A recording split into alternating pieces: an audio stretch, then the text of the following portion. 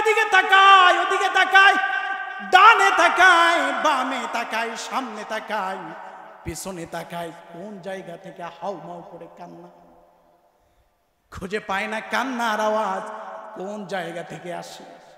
সাহাবায়ে কেরাম তো মনে করছে যে মানুষ বুঝি কান্দে, কিন্তু না, মানুষ তো কান্দে না। খোঁজাখুঁজি শুরু করলো, না কোথাও খুঁজে পাওয়া গেল না। হঠাৎ করে তাকায়া দেখে গাছের ভিতর থেকে কান্নার আওয়াজ আসতেছে। সুবহানাল্লাহ। খোঁজ নিয়ে দেখে পৃথিবীর জমিনের কোন মানুষ কান্দে না, ওই উস্তুনে হান্নানা কান্না করতেছে।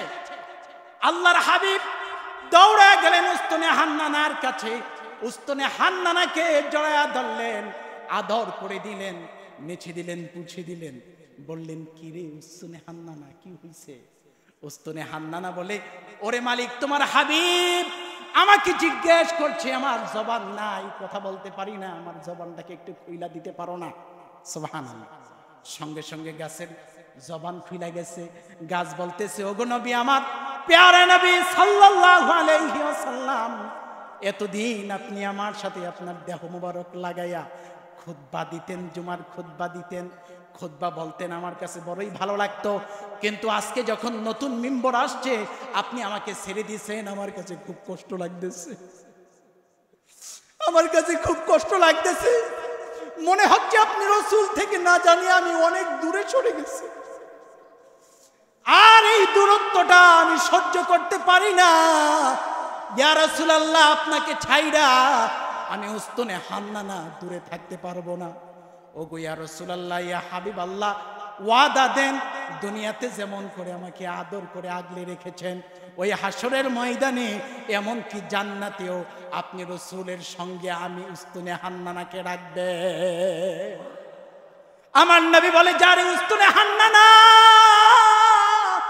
ওয়াদা করলাম, কথা দিলাম, সব ছাড়বো, কিন্তু তুমি উস্তুনে হান্নানাকে আমি ভুলবো না।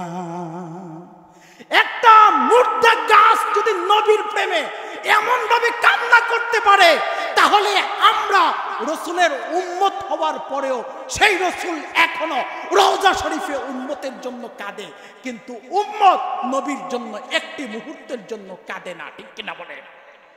এই আলোচনা এমন আশিক রাসূলদের খোরাক আলোচনা শুনতে পেতাম আমরা এই দরবারের মরহুম হুজুরের মাধ্যমে। গভীর রজনীতে তার সেই মিলাদের কাসিদা এখনো আমার কানে ভেসে ওঠে। তার মিলাদের কাসিদা শুনলে হৃদয় ভরপুর হয়ে যেত, চোখ থেকে এমনিতেই অজোরদারে অশ্রু বের হতো। তিনি যখন সুফি ফতে আলী রহমাতুল্লাহ আলাইহির জীবনের সেই প্রেমের ইতিহাসের আলোচনা শুরু করতেন, মানুষগুলোর মধ্যে কান্নার রুল পড়ে যেত।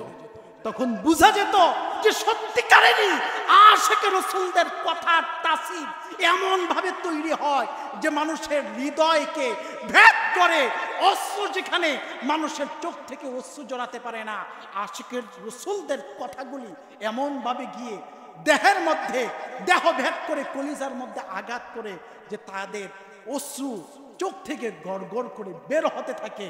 তখন তাদের অন্তরের মধ্যে এমনিতেই নবী প্রেম পয়দা হয়ে যায়, নবীর আশিক তৈরি হয়ে যায়। এমনকি এরকম অসংখ্য ঘটনাও আছে যে হুজুরের মিলাদ কিয়ামের মাধ্যমে অনেকের সাথে আমার রাসূলের জিয়ারত নসিব হয়ে গেছে। এটা সেই